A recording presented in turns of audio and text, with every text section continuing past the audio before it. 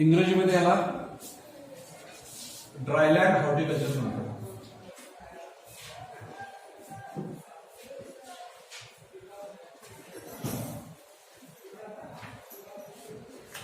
आणि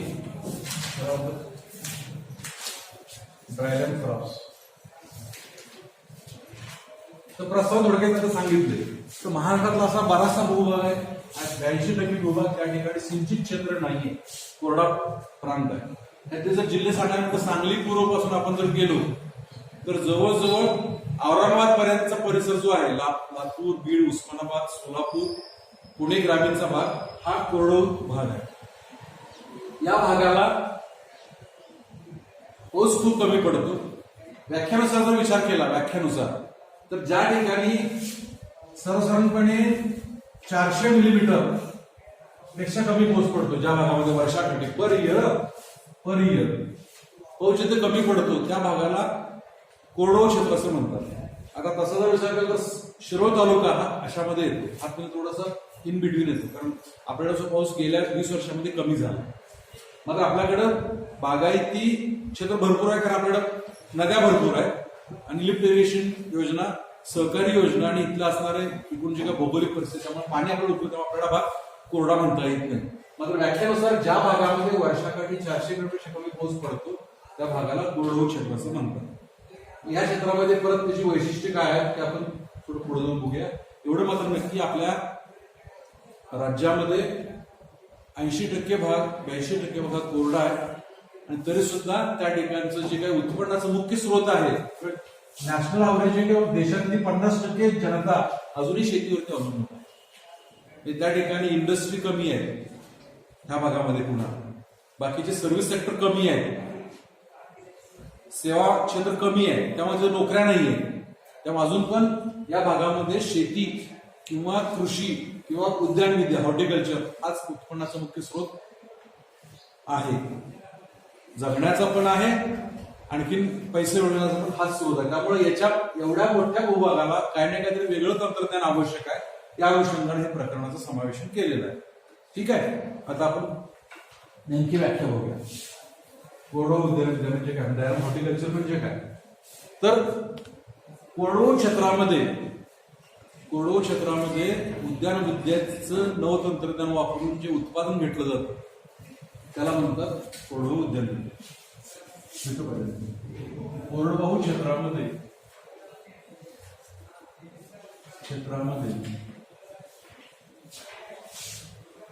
उद्यान विद्येच्या नवतंत्रज्ञानाद्वारे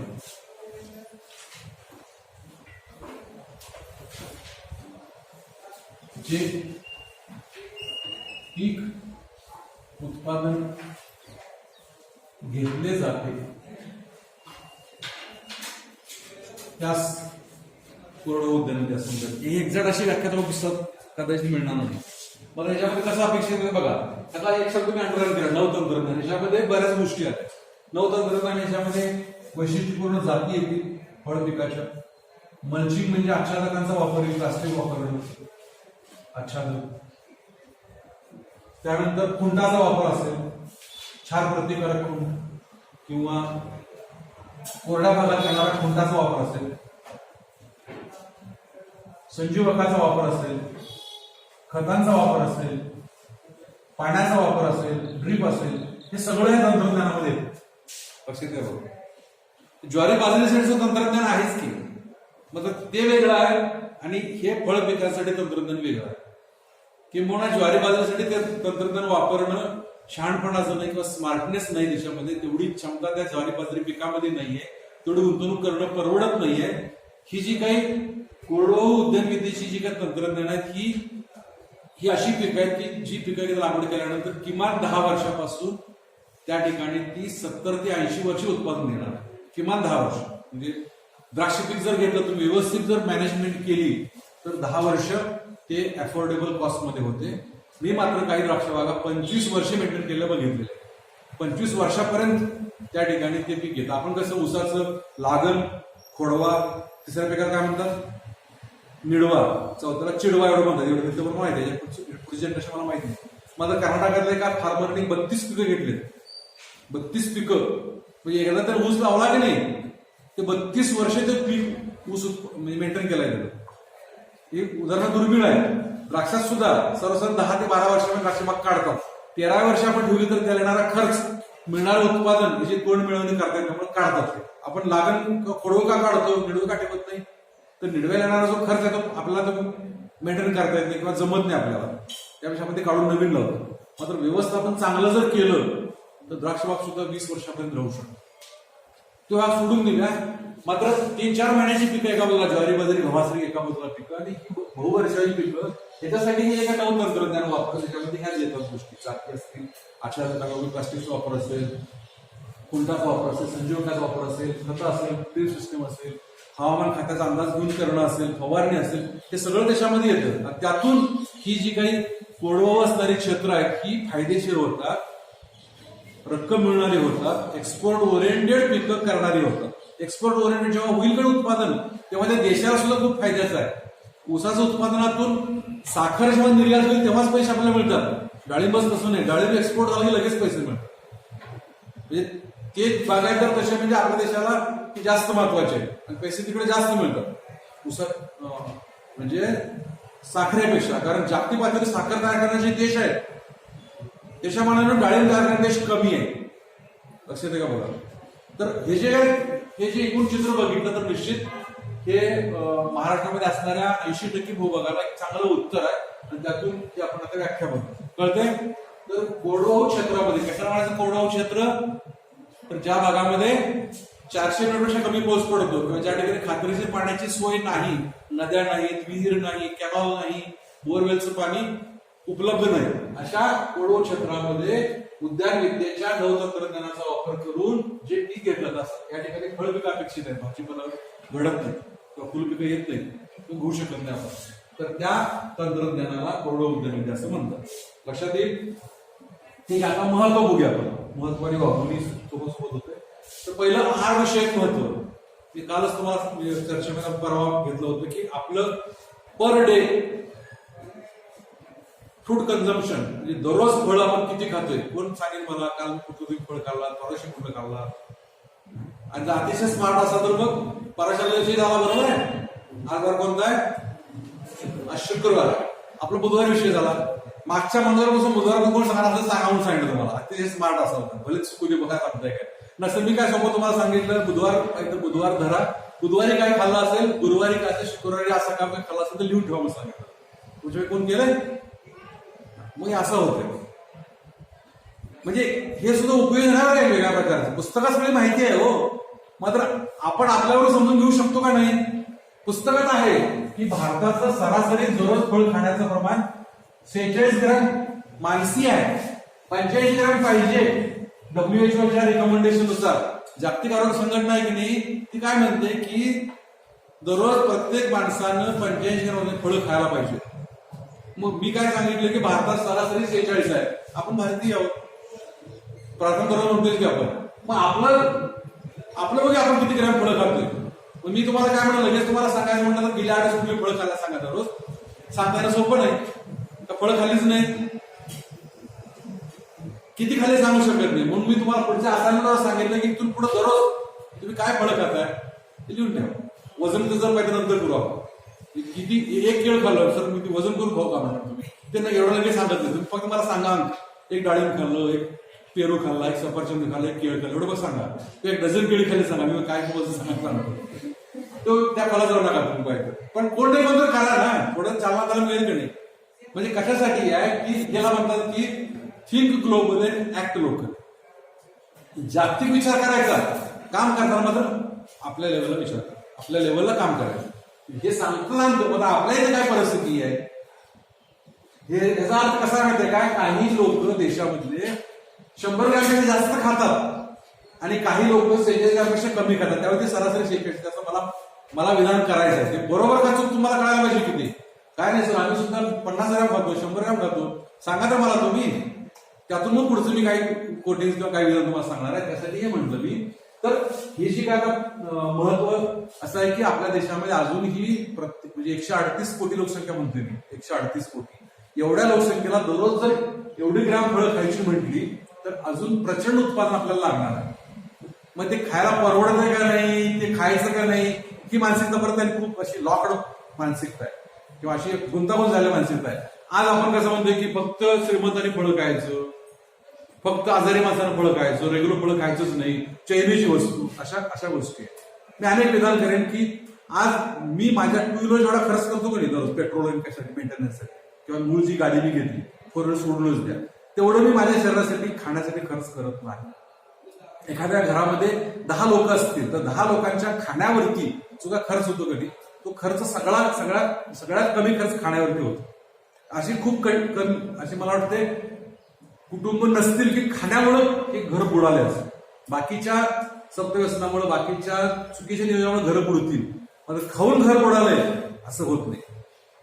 लक्षात आहे बघा. म्हणजे अजून पण आपल्याकडं अशीच मानसिकता आहे. समतोल आहाराची काही संकल्पना आहे, समतोल आहार, त्याच्यामध्ये फळं पाहिजे, भाज्या पाहिजेत, कोशिंबिरी पाहिजे, आमटी पाहिजे, सगळं आहे की नाही, हे आपल्याला अजून पण सूट झालेलं नाही. तर आता आपण कोरडवाहू उद्यान विद्या त्याची वैशिष्ट्य बघणार आहोत. तर पहिलं वैशिष्ट्य आहे या भागामध्ये अतिशय कमी पाऊस पडतो. कमी पाऊस म्हणजे 400 मिलीमीटर पेक्षा पण कमी प्रतिवर्ष.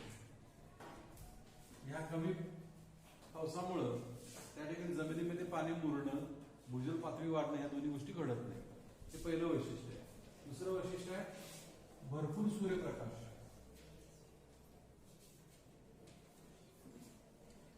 किंवा अधिक सूर्यप्रकाश हे सरसकट प्रति फूट 1000 ते 1100 कॅन्डल प्रति फूट. त्याचा अर्थ काय आहे? 1 फूट लांब 1 फूट रुंद असं आपण जर चौरस तयार केला तर याच्यामध्ये 1000 मेणबत्त्या जर लावल्या, अगर 1100 मेणबत्त्याला किती उजेड पडेल, एवढा उजेड पडणारा सूर्यप्रकाश त्या ठिकाणी असतो. म्हणजे हा जास्त सूर्यप्रकाश, यामुळे काय होतं, पाण्याचं बाष्पीभवन जास्त प्रमाणात होतं, पिकाला वर्षभर पाणी द्यावं लागतं किंवा वनस्पती शरीराचं पाणी झटझट निघून जातं. हे दुसरं वैशिष्ट्य आहे. तिसरं वैशिष्ट्य आहे कोरडी हवा. या ठिकाणी जी काय हवा आहे ती अतिशय कोरडी असते, त्यामुळं जे काही भोवताली पाणी आहे, ओलावा आहे, कमी कमी होऊन जातो झटझट अधिक कोरड्या हवेमुळे. त्याला चौथं सांगता येईल जमीन जी असते ती क्षार असते. क्षार जमीन की ज्या जमिनीचा समूह हा 8, 9, 10 इतका pH, यामुळं सगळ्या प्रकारच्या पिकांची लागवड होऊ शकत नाही. क्षार जमीन ठराविक तशी काटक असणारी पिकं येतात. फक्त त्या भागाचं वैशिष्ट्य पण आपण घ्यायचं की त्या जमिनी क्षार असतात. म्हणजे एका बाजूला अशा प्रकारची हवा आणि जमीन क्षार. त्यानंतर पाचवं सांगता येईल पाणी कमी, म्हणजे एकूणच भूगर्भामध्ये आणि बाजूला पाण्याची उपलब्धता खूप कमी असते, त्यामुळं पीक लागवडला मर्यादा येते. आणि 6वं सांगता येईल हलक्या जमिनी. याचा अर्थ काय? कोण सांगेल हलक्या जमिनी म्हणजे काय? हलक्या जमिनीचा अर्थ या जमिनीमध्ये कस कमी असतो, पाणी धरून ठेवण्याची क्षमता कमी असते. त्यामुळे इथं आपण सगळ्या प्रकारची बागायती पिकं सहज घेऊ शकत नाही, कारण जमीनच मुळात हलकी आहे. तशा पद्धतीची पिकं लावणं गरजेचं आहे. अशी ही वैशिष्ट्य आहे. अशा वैशिष्ट्यामध्ये तग धरणारी वनस्पती आपल्याला निवडायला लागते, अशा वैशिष्ट्यामध्ये. आणि त्याच्यामध्ये मग ती ठराविक बोर, सीताफळ, कवठ, अंजीर, आवळा ही पिकं त्या ठिकाणी येतात. मग ही पिकं त्या ठिकाणी काय येतात, त्याच्या अंगी कोणते गुण आहेत हे आपण पुढे जाऊन बघणार आहोत. त्याच्या मधल्या टप्प्यामध्ये त्याचं नेमकं महत्व काय आहे, कोरडवाहूचं काय महत्व हे आपण आधी बघू. आणि मग शेवट टप्प्याकडे आपण जाऊ. तर कोरडवाहूचं महत्व काय आहे? उत्पादन विषयक महत्व.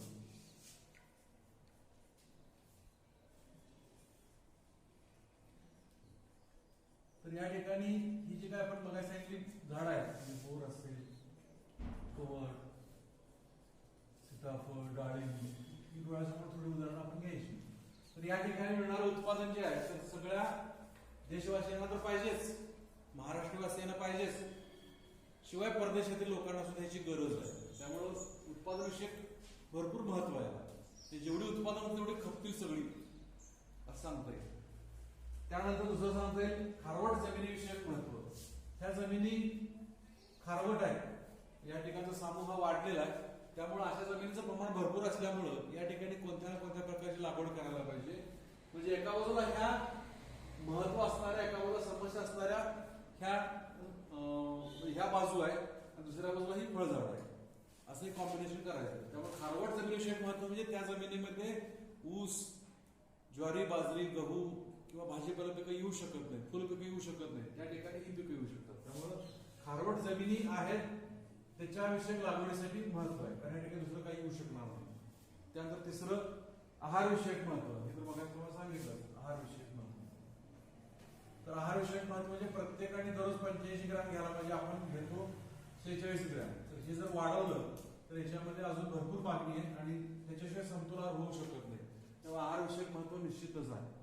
त्यानंतर पुढे सांगता येईल मुरमाड जमिनीविषयक महत्व. जसं छान जमीन आहे तसं मुरमाड पण जमिनी भरपूर आहे त्या भागातल्या, कोरड्या भागातल्या. त्यामुळे त्याही जमिनीमध्ये ठराविक पीक येतात, ठराविक पिकं म्हणजे अशी पिकं. त्यामुळे त्याच्याविषयी एक सोल्युशन काढायचं म्हणलं, उत्तर काढायचं म्हणलं, जसं मग मी सांगितलं की मला 50 एकर शेती आहे, त्यातली 10 एकर चांगली आहे, बाकीची सगळी अशी मुरमाड आहे, काही छार आहे, खराब आहे, तर त्याला उत्तर ह्याच्या माध्यमातून मिळतं. त्यामुळं मुरमाड जमिनी आहे त्याच्याविषयी महत्व उत्पन्न काढल्यानं आपल्याला ते कळतं. त्या ठिकाणी काही ना काही उत्पन्न येतच, 1.5 लाखाचं उत्पन्न येतं असं पुस्तकामध्ये पण नोंद आहे आणि व्यवहारात पण दिसतं, म्हणजे भरपूर उत्पादनं त्या ठिकाणी मिळतात. त्यानंतर पुढचं सांगते रोजगार विषयक महत्व.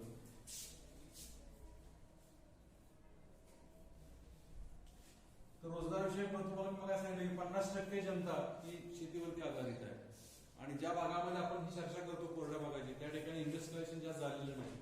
सेवा क्षेत्र तिथं त्या ठिकाणी डेव्हलप झालं नाही. सेवा क्षेत्र म्हणजे काय, हॉटेल इंडस्ट्री, त्यानंतर टुरिस्ट इंडस्ट्री, एव्हिएशन इंडस्ट्री, प्रवास, हे जे काही सेवा उद्योग आहेत त्या ठिकाणी जास्त झालेले नाहीत, कारण कारखानदारीच नाहीये, त्यामुळे लोकांना काम नाहीये. त्यामुळं या माध्यमातून जमिनीचं समतलीकरण करणं, खड्डे घेणं, रोपवाटिका चालवणं, रोपं लावणं, त्याची छाटणी करणं, खतं देणं, त्याला पूरक सगळे व्यवसाय सगळे परत चालतात. त्यामुळे रोजगार विषयक महत्व भरपूर आहे.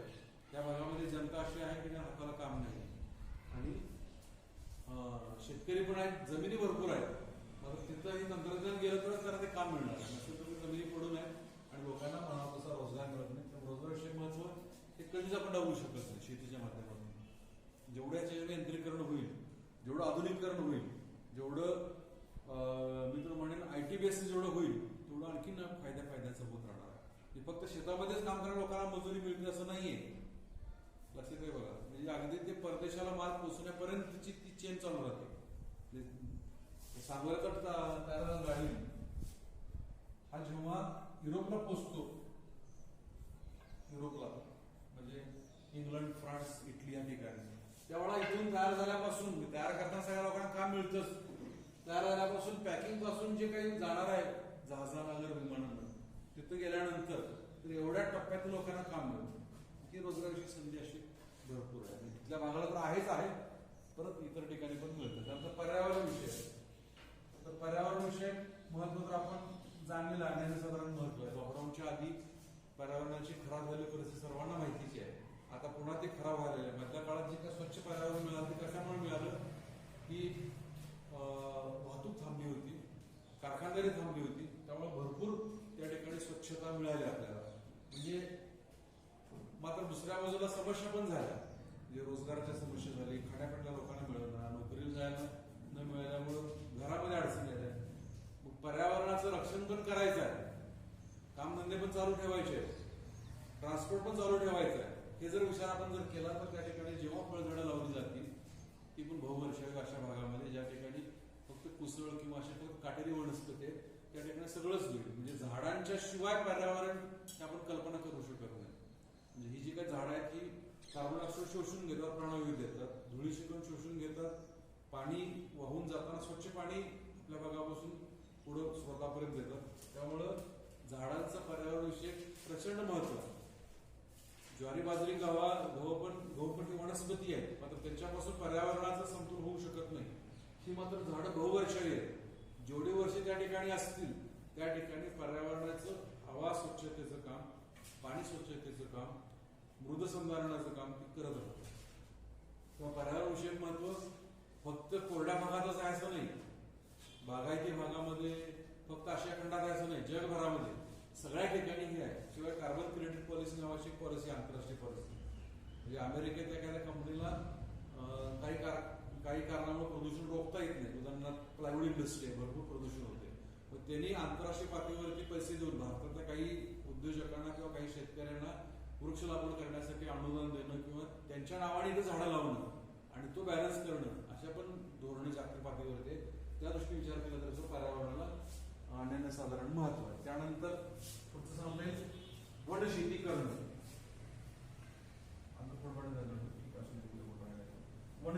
वनशेती ही संकल्पना कशी आहे, ती डाळिंब झाडं लावायची आणि मध्ये दुसरी जंगली झाडं लावायची. तर जंगली झाडाच्या माध्यमातून लाकूड मिळेल, काही वेळेस चराऊ काही भाग मिळतील किंवा निश्चितपणे कोळशासाठी काय रॉ मटेरियल मिळेल, बांधकामासाठी मटेरियल, अशा पद्धतीने कॉम्बिनेशन करतात. म्हणजे सुरूमध्ये जर लावला दोन झाडाच्या मध्ये, तर सुरूच्या माध्यमातून सुरू हे वनशेतीतलं उदाहरण आहे. तर त्यापासून अतिशय चांगल्या दर्जाचं लाकूड आपल्याला मिळतं जळण्यासाठी. म्हणजे आपण आपल्या ग्रामीण भागामध्ये सगळ्यात चांगलं लाकूड जळण्यासाठी कुठलं म्हणतो, तर बाभूळ म्हणतो. बाभळीचं लाकूड ज्याला धग जास्त असते, तर त्या धर्तीवरती जाणारं हे वनशेतीमधलं सुरू ही प्रजाती, मग ते कॉम्बिनेशन दोन्हीचं होऊ शकतं. वनशेती आणि ही कोरडवाहू शेती, असं एक ओळ हिची एक ओळ तेशी लावायची, अशा पद्धतीने होऊ शकतं. म्हणजे त्याचा एक प्लस पॉईंट आहे. आणि शेवटी सांगता येईल प्रक्रिया उद्योग. तर प्रक्रिया उद्योगाचं काय सांगता येईल बघा, कुठला मुद्दा राहिला आहे, उत्पन्न विषय करायचं थोडा नवा मुद्दा बघूया. तर प्रक्रिया उद्योग म्हणजे कसं, आता साखर कारखानदारी आता सुरू झाली, कधी नोव्हेंबर पासून संपली, बंद कधी झाली होती आपण साधारण एप्रिल गृहीत धरूया. एप्रिल ते ऑक्टोबर कारखानदारी नव्हती, ऊसच तयार नव्हता. म्हणजे ऊस जर तयार असं कारखाना चालू शकत नाही. तशा पद्धतीने जर अन्न प्रक्रिया प्रकल्प आपल्याला सुरू करायचे असतील तर कच्चा माल पाहिजे, समजतंय बघ. अर्थात ज्वारी बाजरी गव्हावरती आधारित प्रकल्प आहेत, कारखानदारी आहे, नाही असं नाही, पोहे त्याच्यावरचीच होणारी कारखानदारी आहे. फक्त आपण ऊस कारखाना ह्यालाच आपण कारखाना म्हणतो, मात्र प्रत्येक कृषी उत्पादनाच्या आधारित कारखाने आहेत ज्या त्या भागामध्ये असतात. आता स्पिनिंग मिल, कापड उद्योग जो आहे की नाही, किंवा मिल्स, तर ही कापसावरती चालणारी इंडस्ट्रीज आहे, कापसावर चालणार. तशा पद्धतीनं जॅम, जेली, स्क्वॅश, लोणची हे जे काही पदार्थ आहेत व्यवसाय पद्धती तयार करणारे, तर ते या फळांच्या पासूनच बनतात. म्हणजे मग तुम्हाला एक प्रश्न होता डाळिंबावर, ते डाळिंबावर प्रक्रिया करून ते प्रोडक्ट बनतात. याच्यापासून मद्य पण बनतं. मग काय सांगितल्या पद्धतीने 16% साखर असेल, त्यामुळे त्याचं किरमण क्रिया करून असे पदार्थ बनतात. कवटापासून जेली बनते खूप चांगल्या पद्धतीने, बोरापासून कॅन्डी बनते. सांगण्याचा मुद्दा कसा आहे की प्रक्रिया उद्योग सुद्धा याच्यामुळे चालतात. प्रक्रियेचं महत्व भरपूर आहे. कारण आज आपण ताज्या स्वरूपात आता आंब्याचं जर उदाहरण बघितलं ह्या 2 दिवसातलं, तर एका वेगळ्या पद्धतीने शेती करणाऱ्या कोकणातल्या शेतकऱ्यांना या वर्षाच्या ह्या हंगामातली हापूस आंब्याची पेटी मुंबई मार्केट उपलब्ध करून दिली. आता आता जर हे फ्लॉवरिंग म्हणलं तर पावसाळ्यात झालं फ्लॉवरिंग आहे, पावसाळ्यामध्ये फुलं आली, त्यांना ती व्यवस्थितपणे जतन केली, औषध किंवा काय असेल ते व्यवस्थित करून, आणि आता ती आंब्याची पेटी त्यांनी विक्री केली त्याची. आता जो रेग्युलरचा आंबा आपला येणार आहे तो सर्वसाधारणपणे मार्च एप्रिलला येईल आपल्याकडे, म्हणजे नेहमीचा शेतकरी जो आहे तो. तर अशा पद्धतीनं जेव्हा आपण उत्पादनं बघतोय, जेव्हा जास्त उत्पादन होतील तेव्हा प्रक्रिया करणं अनिवार्य आहे. आता जर आंबा खायचं म्हटलं सामान्यांना शक्य नाही, तर आंब्याचा गर आपण खाऊ शकतो कॅनिंग केलेला. जसं आम्रखंड बनवतो आपण श्रीखंडामध्ये घालून, आंब्याचा गर घालून, तर तो जो आपला डबा मिळतो का नाही मार्केटला, कॅनिंग केलेला डबा, तर सीझन मध्ये प्रक्रिया करून तो ठेवलेला असतो. लोणची कशी ठेवतात का नाही, तर तशा पद्धतीनं आंब्याचे जे काय भरपूर उत्पादन असतं फेब्रुवारी मार्च एप्रिलला, तर तो गर काढायचा आणि त्या कॅन मध्ये भरून ठेवायचा प्रक्रिया करून. तर ही प्रक्रिया उद्योगाचं उदाहरण आहे, प्रोसेसिंग इंडस्ट्रीचं उदाहरण आहे. फक्त आंब्यावरतीच प्रक्रिया होते असं नाही, किंवा त्याच्यावरतीच करायची असं नाहीये, तर प्रत्येक फळावरती प्रक्रिया होते, प्रत्येक भाजीवरती प्रक्रिया होते. मग त्याच्यामुळे आपण भारतीय लोक खूप पाठीमागे आहोत. आपल्याकडे जास्तीत जास्त 6% मालावरती प्रक्रिया होते. आता पुस्तकामध्ये करेक्शन मी सांगेन, पुस्तकामध्ये फक्त त्या ठिकाणी सांगितले ते 10 ते 12% कोरड औषध सांगितले, 10 ते 12%. मात्र ते सिंचन वाढलंय. 18% आपल्याला सिंचन झालंय. आता पुस्तकामध्ये आकडेवारी थोडी जुनी आहे, 12% येत आहे. तशाच पद्धतीनं पुस्तकात तुम्हाला काही ठिकाणी 2% कृषी उत्पादन प्रक्रिया केली असं तुम्हाला अंक दिसेल. तो आता प्रोसेसिंगचा अंक हा 6% गेला माहिती असावं. तरी सुद्धा परदेशामध्ये जी कॅनडासारखी राष्ट्र आहे तर ती 75% कृषी उत्पादन प्रक्रिया करतात. आपल्याकडे कसं ऊसावरती 100% प्रक्रिया आहे, त्यामुळे ज्वारीवरती काहीच नाही, बाजरीवरती खूपच कमी आहे. असं जर सरासरी जर काढली कृषी उत्पादनाची तर आपल्याकडे फक्त 6% मालावरती प्रक्रिया होते. 6% मालावरती प्रक्रियेचा अर्थ काय, 100 किलो उत्पादन झालं तर फक्त 6 किलो उत्पादन प्रक्रिया होते. 6 किलो. बाकीचे उत्पादन आपण तशीच खातो कोणत्याही प्रक्रियेला, कळेल.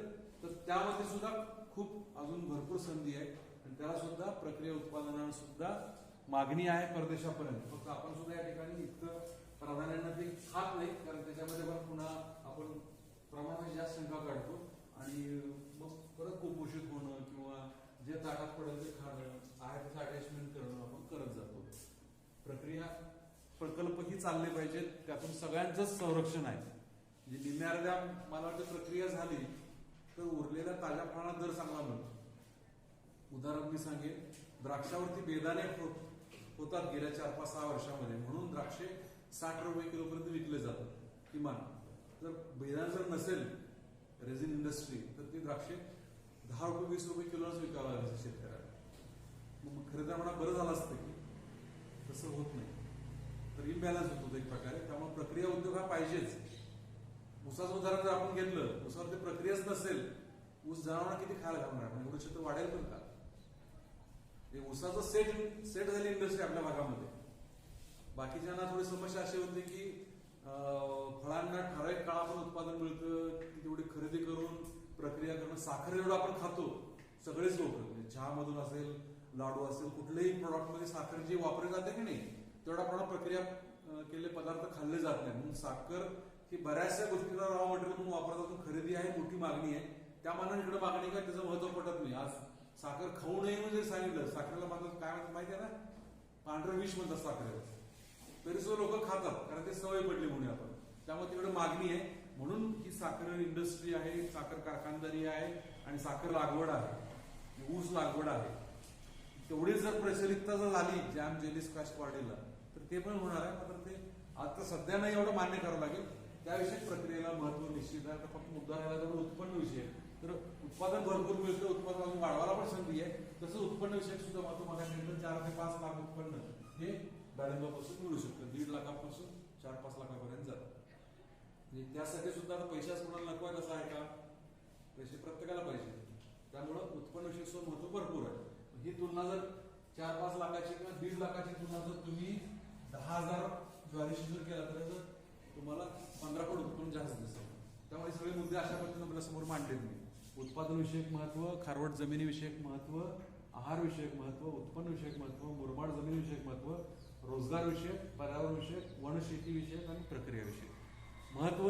यासाठी असं महत्व मुद्दा मांडायचं की एका बाजूला झाडं आहे आणि एका बाजूला क्षेत्र आहे आणि मागणी आहे, असं कॉम्बिनेशन करून ह्या कोरडवाहू विषयक महत्वाचा प्रश्न विचारलं उत्तरही सांगता यायला पाहिजे.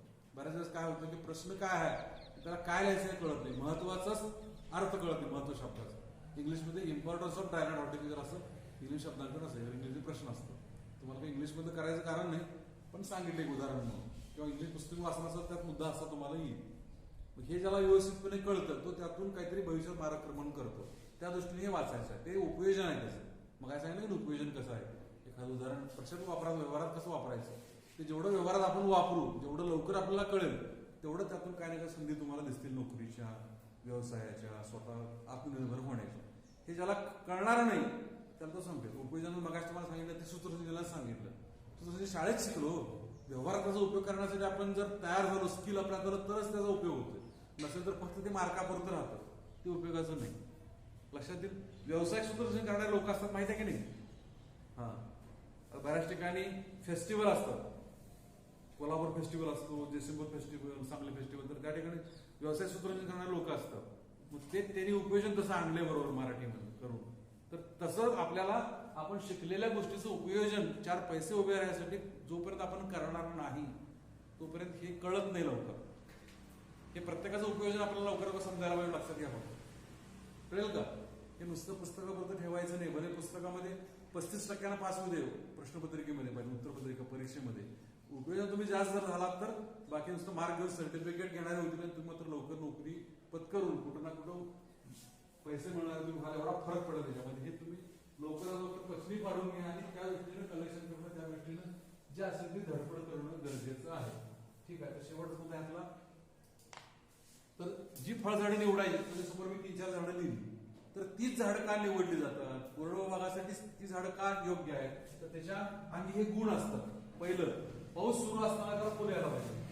थोडक्यात येतो, पावसाळ्यामध्ये फुलं आणि फळं यायला पाहिजे, कारण त्यावेळेला जे काय उगवत असेल पाणी, त्यावेळेला जर त्याला फुलं फळं येऊन गेली तर पुन्हा त्याची जी वाढीव गरज आहे ती गरज आपल्याला भागवण्यासाठी पुन्हा वेगळी व्यवस्था करावी लागते. म्हणजे काय सांगायचं आहे की जेव्हा झाडाला फुलं आणि फळं तेव्हा त्याला जास्त पाणी लागतं, खात्रीशीर पाणी लागतं.